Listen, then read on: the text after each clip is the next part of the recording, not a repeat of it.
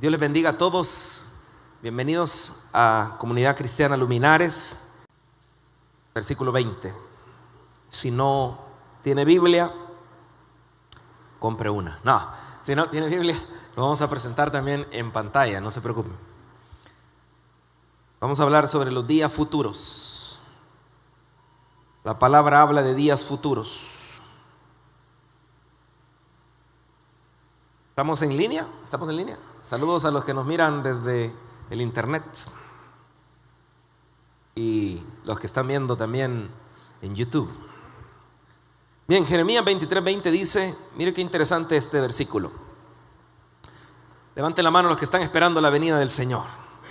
Dice Jeremías 23:20, el enojo del Señor no disminuirá hasta que termine con todo lo que Él tenía pensado. En los días futuros, diga conmigo, días futuros, ustedes entenderán todo esto con claridad. Vuelvo a leer, el enojo del Señor no disminuirá hasta que termine con todo lo que Él tenía pensado. Cuando usted piensa en Dios, ¿piensa en un Dios enojado? ¿No? ¿Cómo piensa usted en Dios? ¿Dios alegre todo el tiempo? ¿Será que se enoja Dios? Pero, ¿será que es pecado enojarse? Ahora, ¿por qué se enoja Dios? Preguntémosle a un padre. Me salí de la cámara. ¿Por qué se enoja un papá con sus hijos? Normalmente porque no son obedientes a los consejos que uno les da. Eso, miren, un buen padre ha hablado. Fundamental. ¿Por qué se enoja un papá? Porque sus hijos no obedecen. Los hijos que no lo entienden, cuando llegan a ser papás, dicen, tenía razón, Daddy. Ahora, evidentemente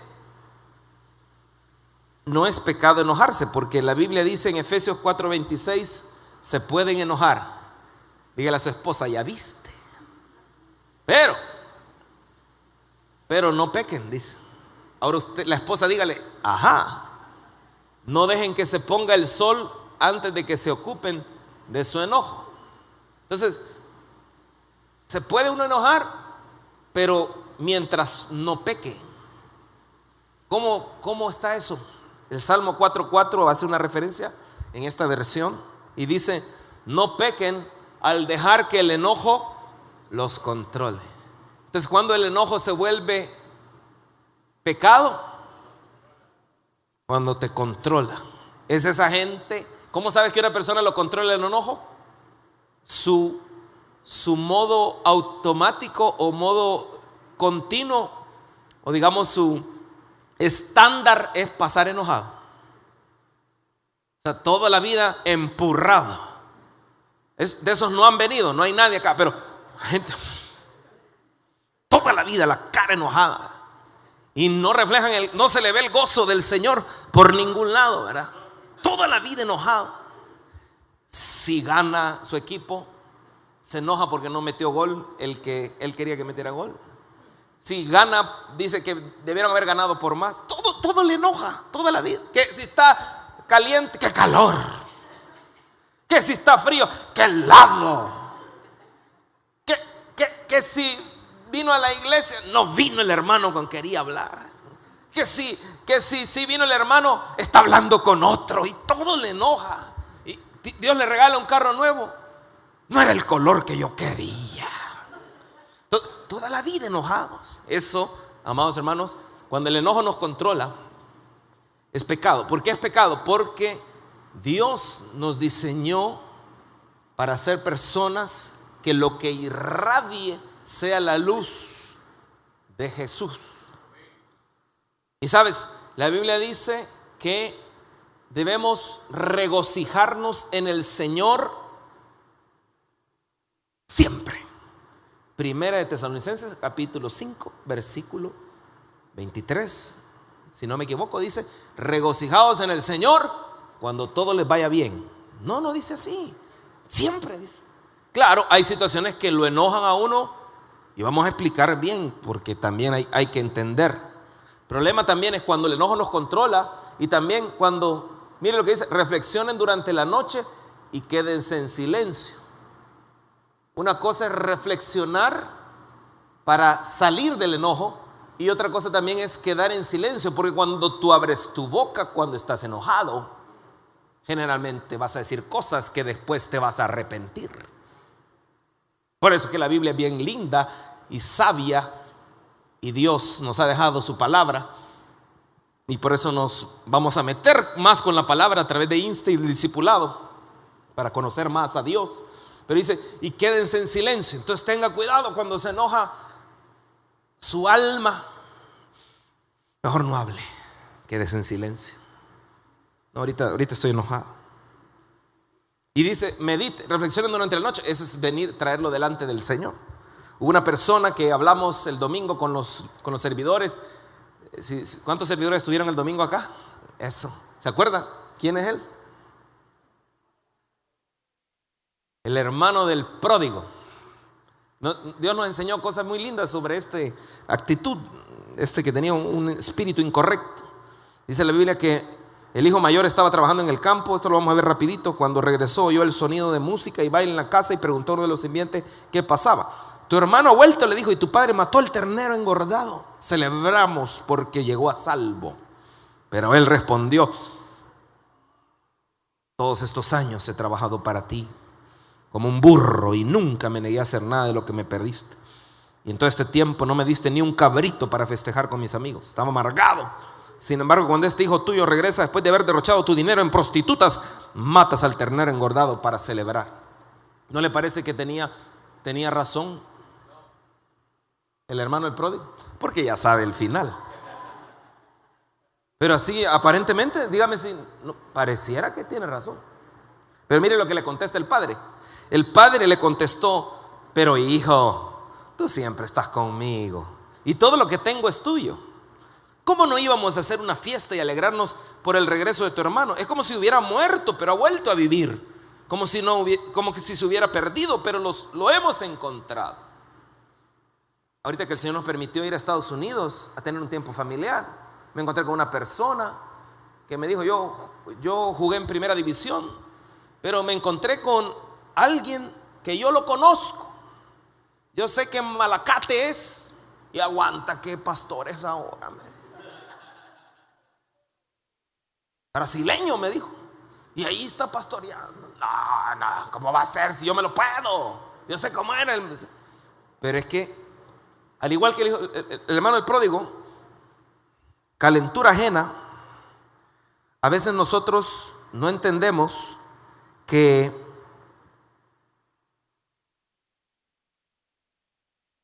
no es mi justicia la que yo debo buscar, sino la justicia de Dios. En otras palabras, no es como tú ves las cosas, sino que cómo las mira Dios. Eso es lo que importa. ¿Cómo miraba el pródigo la cosa? ¡Qué injusto! Si yo he sido mejor que él, aquí estoy en la casa trabajando, y el otro bandido, ¿cómo hace? Ya me imagino, en ese momentito le mandó un WhatsApp a todos sus amigos en el grupo que tenía. Vas a aguantar lo que hizo mi papá. Le mandó y foto del ternero engordado y del bicho que le habían puesto el anillo que él quería. Y los otros le mandaron aquel le mandaron. Pero note, esto es clave esta noche. Los enojos surgen a partir de situaciones que consideramos injustas. Pero solo Dios conoce lo que es verdaderamente justo. Entonces, si Dios ha permitido algo en tu vida, si Dios llega a permitir algo en tu vida que te parece completamente injusto, lo mejor que tú puedes hacer, amado y amada, es bendecir al Señor y darle gracias. ¿Es fácil? No, nadie dijo que fuera fácil. Pero ese es el comportamiento maduro de un hijo de Dios que está demostrándole a Dios que lo ama más que a sí mismo Y eso es lo que Dios espera en una iglesia por la cual Él viene. No es fácil, sí, nadie dijo que fuera fácil. ¿Qué hubiera hecho usted si usted es el hermano del pródigo? Probablemente lo mismo, mi hermano. Pero por eso Dios lo dejó en su palabra. La Biblia dice en Eclesiastés 7:9: no te apresures a enojarte, porque el enojo reposa en el seno de los necios. Mi amado hermano, una de las cosas que debemos entender es que cuando Dios permite algo injusto bajo nuestra perspectiva, porque ojo, una cosa es que sea injusto bajo tu perspectiva y otra cosa es que sea verdaderamente injusto bajo la perspectiva divina. Si algo realmente el hombre hace algo injusto con nosotros, ¿cuántos saben que Dios vela por sus hijos? Fue injusto lo que le hicieron a José cuando lo metieron en la cárcel. La mujer de Potifar lo acusó de que él había acoso sexual, que él había querido abusar de ella. Y eso usted y yo sabemos que no era cierto. Y lo metieron a la cárcel. ¿Fue eso justo? Ahora, ¿había plan de Dios en medio de eso? ¿Cuántos están tomando la revelación de que si Dios permite algo injusto, hay algo mejor adelante para ti? Hay procesos de bendición para tu alma. Hay algo que Dios, si lo permitió, es porque te ama. Si lo permitió, es porque Él va a tornar eso horrible en algo glorioso para que Él sea glorificado. Ahora, lo mejor que podemos hacer tú y yo ante una situación injusta es poner tu causa delante de Dios. José lo hizo. Imagino que en la cárcel ha de haber dicho: yo, negándome ante esa vieja fufurufa, fodonga y abusiva, y me han pagado mal, aquí estoy en este calabozo. Pero él puso su causa delante del Señor, porque créeme, el hombre puede hacer cosas injustas con el Señor, con el dueño del universo. Lo trataron injustamente. El Señor fue maltratado y Él llevó esas injusticias en la cruz. Pero lo mejor que podemos hacer cuando sentimos esa injusticia es traer nuestra causa delante del Señor. Por eso es que la Biblia dice en Isaías 49:4: pero yo dije, por demás he trabajado, en vano y sin provecho he consumido mis fuerzas. Mire la amargura en que se encontraba. Pero mi causa está delante de Jehová y mi recompensa con mi Dios. Eso es lo que usted y yo debemos decir. Si Dios permite una injusticia, pero mi causa está delante de Jehová y mi recompensa con mi Dios, porque a Él no se le escapa nada. Ahora, cuando hablamos de la ira de Dios, debemos entender que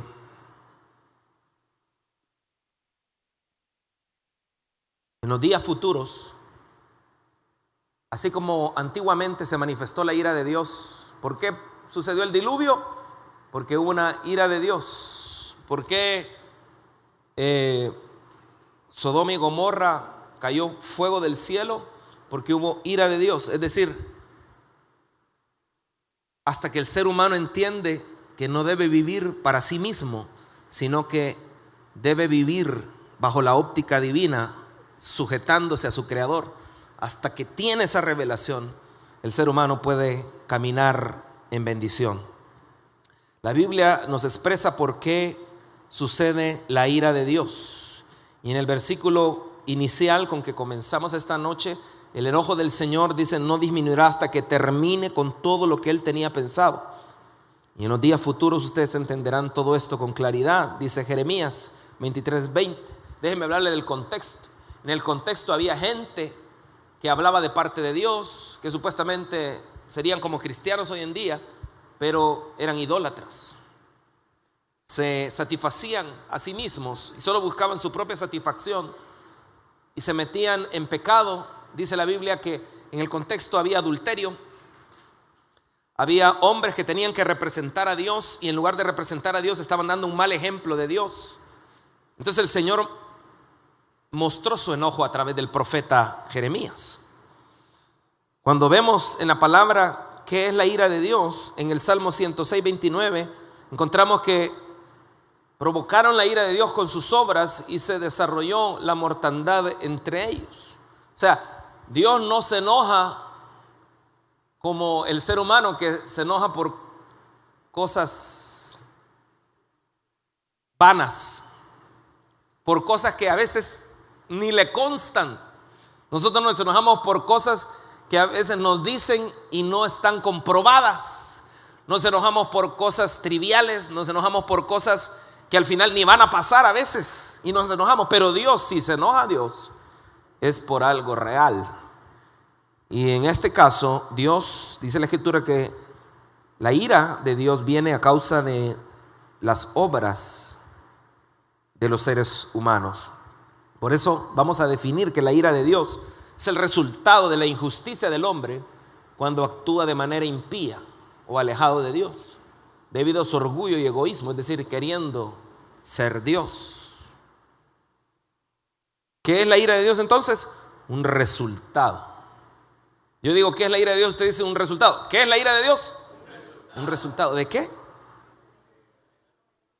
Exacto, de manera impía o alejada de Dios, cuando actuamos de una manera en que no consideramos a Dios, sino nos volvemos orgullosos y egoístas.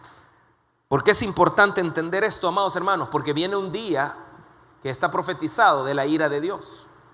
Y aún los cristianos que no permanezcan fieles, los cristianos que jueguen al evangelio, los cristianos que sean un evangelio superficial, que aquí lo puedes ver hasta cantando bien fuerte o aplaudiendo, pero que realmente en lo secreto, en lo oculto, donde nadie los mira, tienen una vida doble.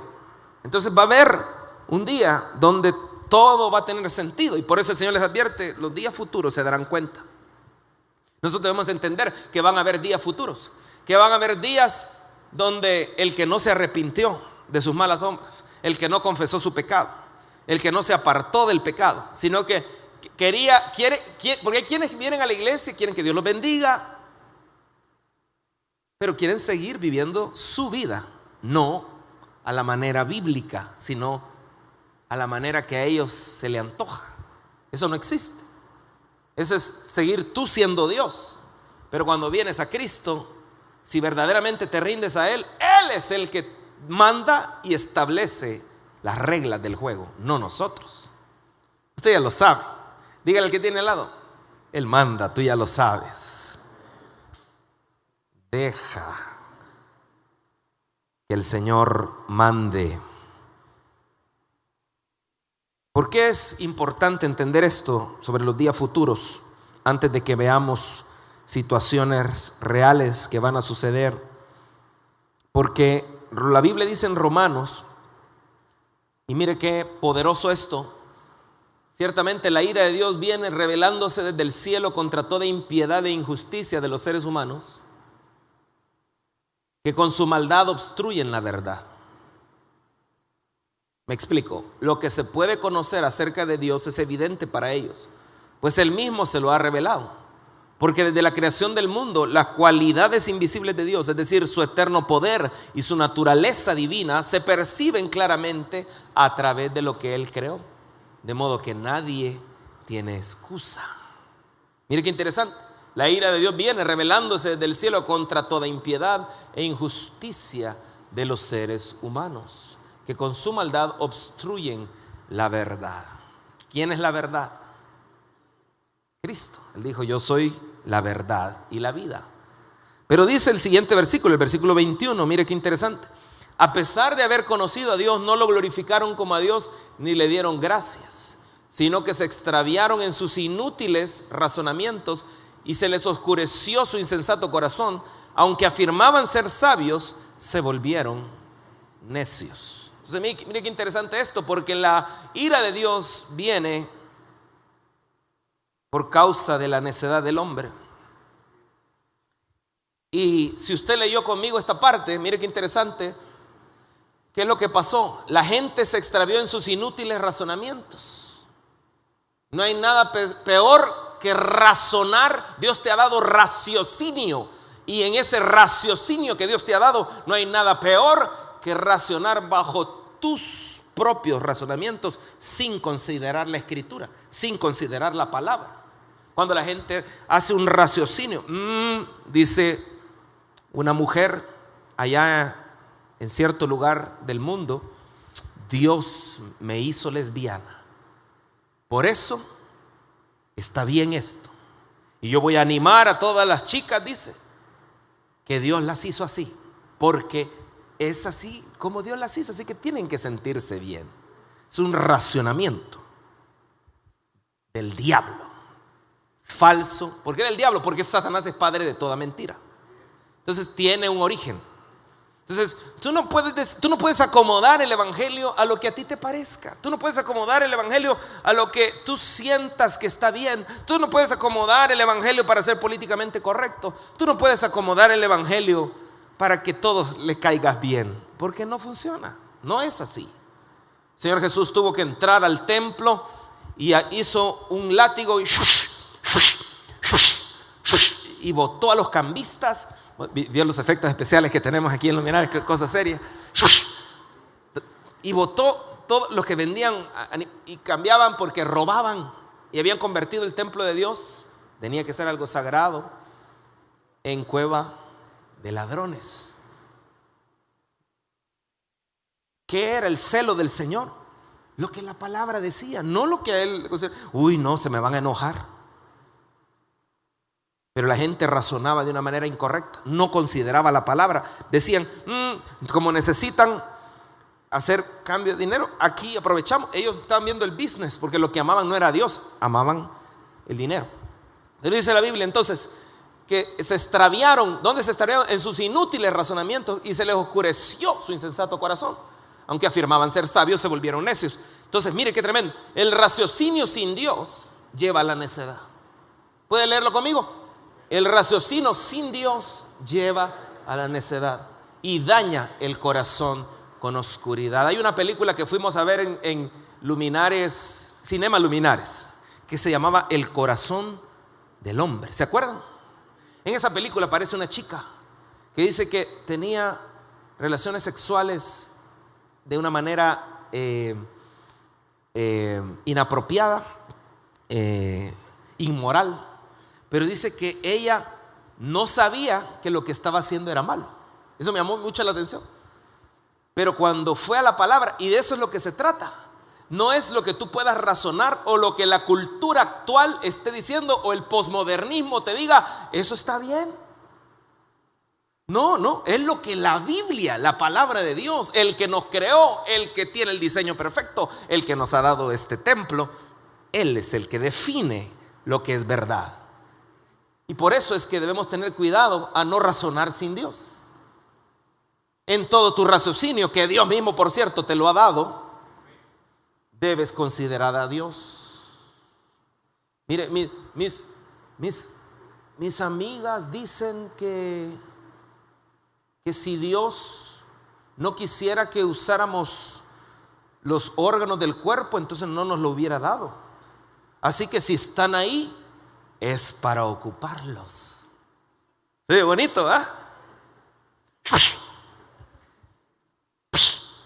se ve bonito, pero es un engaño. Se ve bonito, pero busca el diablo a través de eso arruinarte la vida, sacarte del propósito perfecto del Señor. Pero cuando el Hijo de Dios considera a Dios, y eso fue lo que esta mujer hizo. Ella dijo, según yo no estaba haciendo nada malo, pero me di cuenta que esto no era. Y con razón entendí por qué ciertas cosas no me habían ido bien. Porque todo lo que nosotros sembramos, eso cosechamos. Y todo pecado trae una consecuencia. Entonces, qué lindo es razonar con Dios. Yo pienso esto, Señor, pero ¿cómo lo ves tú? Por eso es importante conocer la Escritura. Por eso es importante escudriñar la palabra, no solo cuando venimos a la iglesia, sino amar a Dios, porque el que me ama, mi palabra obedecerá, dice la Escritura. Pero tienes que apasionarte por la palabra. Nos apasionamos por tantas cosas y cuando lleguemos al cielo vamos a decir, ¿cómo no hice caso? ¿Cómo no aproveché el tiempo? La Biblia nos habla un ejemplo, porque el tema es que por la necedad del hombre entonces la ira de Dios viene y en los días futuros habrán consecuencias. Entonces dice la Biblia que Jesús estaba con la multitud. Entonces alguien de la multitud exclamó y le dijo, maestro, por favor dile a mi hermano que divida la herencia de nuestro padre conmigo. ¿Vieron la justicia del Señor? Bueno, ahorita aprovecho para que el Señor le diga a mi hermano, dale su parte. Porque cuando el Señor se lo diga, ahí ni modo, va a tener que dármelo. Y no me va a robar nada porque es el Señor. Entonces dijo, voy a aprovechar.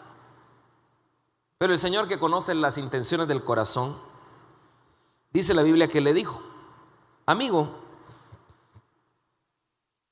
¿quién me puso por juez sobre ustedes para decidir cosas como esa? Y luego dijo, tengan cuidado con toda clase de avaricia. La vida no se mide por cuanto tienen. Y luego les cuenta una historia acerca de la necedad, que es la causa por la cual la ira de Dios viene. Mire qué tremendo esto. ¿Cuántos se gozan de que la vida del hombre no consiste en cuánto uno tiene? Tú puedes tener vida sin tener dinero, pero tienes la vida. La vida es una persona y tu relación con él va a determinar si realmente tienes vida. Entonces él les contó esta historia.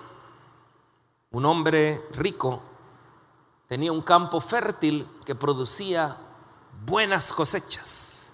Diga conmigo, buenas cosechas. ¿Quién es el que prospera los negocios? ¿Quién es el que hace que tú tengas cosechas fértiles? ¿Quién es el que va a hacer que en este año tu vida sea prosperada? Entonces dice la Biblia que este rico, ¿a quién se parece este? Se dijo a sí mismo, ¿qué debo hacer? No tengo lugar para almacenar todas mis cosechas. O sea, Dios lo había bendecido tanto que decía, ya no tengo dónde almacenar tanto que Dios me ha dado. Entonces dice la Biblia que pensó, ya sé, tiraré abajo mis graneros y construiré unos más grandes. Así tendré lugar suficiente para almacenar todo mi trigo y mis otros bienes. Diga conmigo, almacenar. Hay gente que la mentalidad es acaparar, almacenar, guardar. Pero mire el pensamiento del reino. Dijo, luego me pondré cómodo y me diré a mí mismo, amigo mío, tienes almacenado para muchos años. ¿Qué hiciera usted si se ganara 12 millones? 2 semillones, un semillón de aguacate y uno de zapote. No, si usted tuviera tanto dinero, mire lo que sucede acá. Dijo, me pondré cómodo. Esto es el primer riesgo, entrar en comodidad. Y dice, amigo mío, tienes almacenado para muchos años. Relájate, come y bebe y diviértete. Relájate, come y bebe y diviértete. ¿Es pecado relajarse? ¿Es pecado comer? ¿Es pecado beber? ¿Es pecado divertirse? No. Mira esto. Entonces viene el Señor y le dice, pero Dios le dijo, necio. ¿En dónde estaba la necedad del rico? En las palabras del Señor entendemos: vas a morir esta misma noche. ¿Y quién se quedará con todo aquello por lo que has trabajado? Me llama la atención, ¿quién le dijo eso? Dios le habló. O sea, Dios mismo se reveló, el que lo había prosperado, y le dijo: necio. ¿Pero por qué? ¿Por qué? Comiendo, bebiendo, divirtiéndose. ¿Cuál era el problema ahí?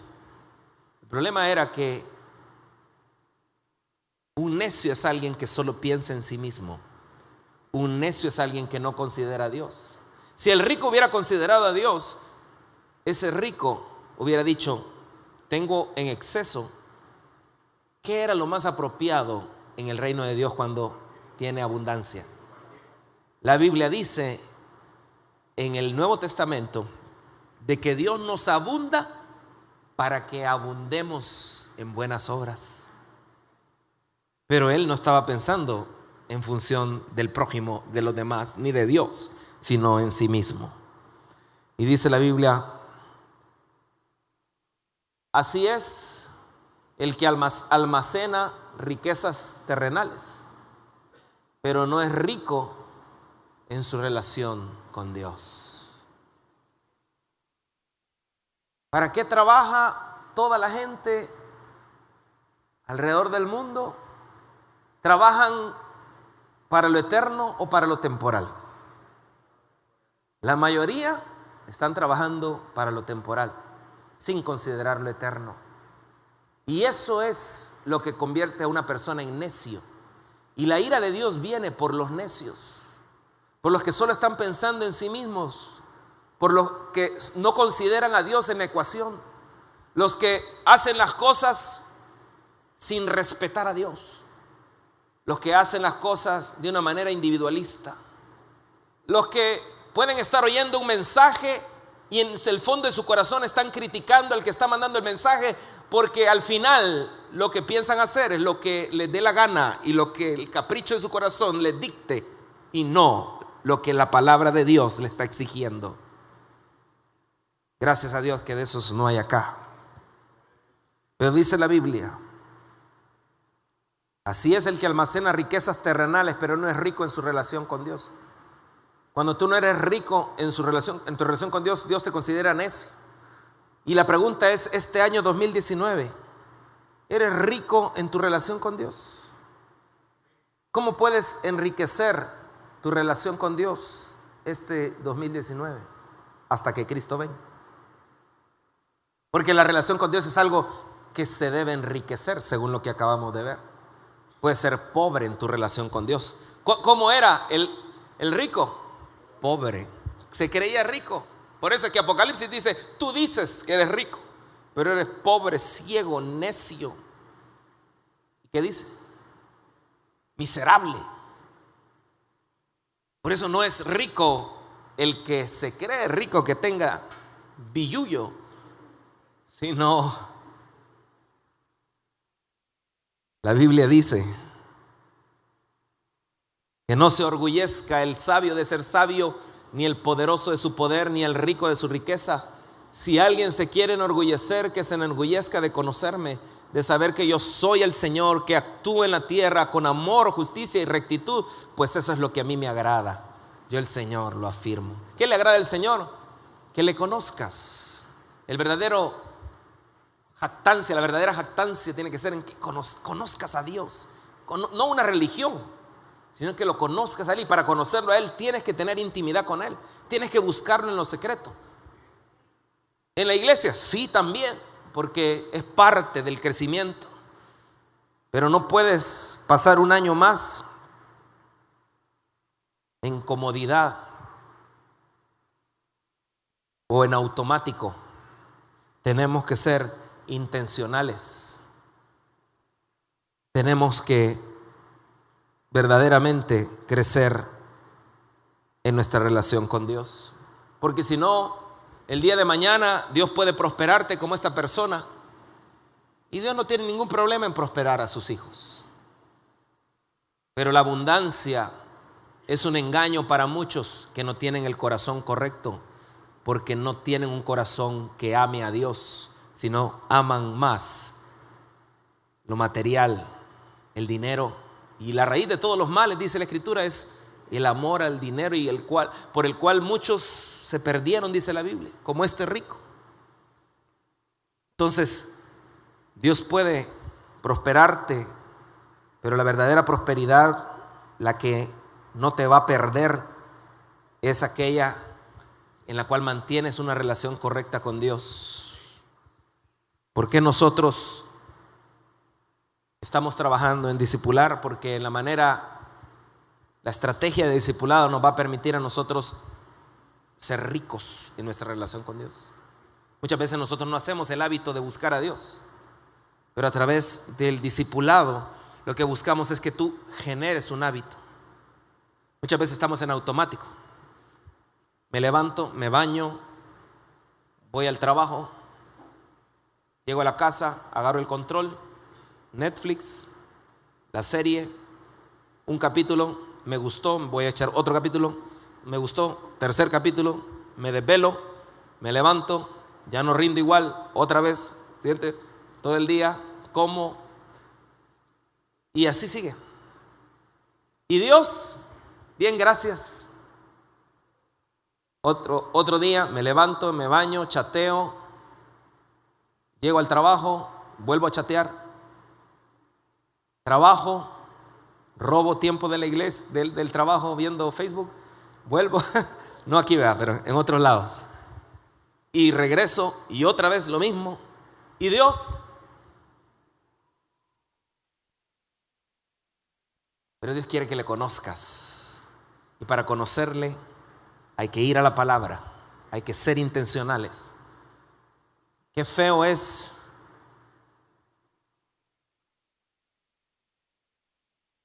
amar a alguien y que la otra persona no lo ame a uno, ¿verdad?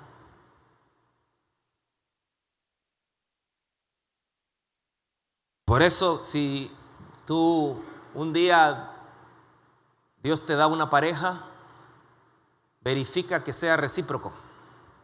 No solo que a ti te guste esa persona, sino que tú le gustes a esa persona. Y no te vayas solo por lo físico, sino conoce el alma de la persona. Pero qué triste es que Dios nos ame y que nosotros no lo amemos igual, ¿verdad? Abandonar la necedad va a ser trascendental en los días futuros. En el 2019 tenemos que ser intencionales en conocer a nuestro Padre. Termino con esto. Hay muchos acontecimientos futuros que hablaremos en su oportunidad, pero lo importante es la condición de nuestro corazón ahora. Dice la Biblia: porque mi pueblo es necio, no me conocieron. Son hijos ignorantes y no son entendidos. Sabios para hacer el mal, pero hacer el bien no supieron. Triste. Entonces tú puedes ser pueblo de Dios, pero necio, no conocerlo, ignorante, no entendido, que eres bueno para hacer el mal, pero no sabes hacer lo correcto. Y eso es el reto de ahora hasta que el Señor venga. ¿Cuántos no quieren ser necios ni provocar ira de Dios? ¿Cuántos quieren conocer más al Señor? Yo quiero que se pongan de pie los que quieren conocer más a Dios.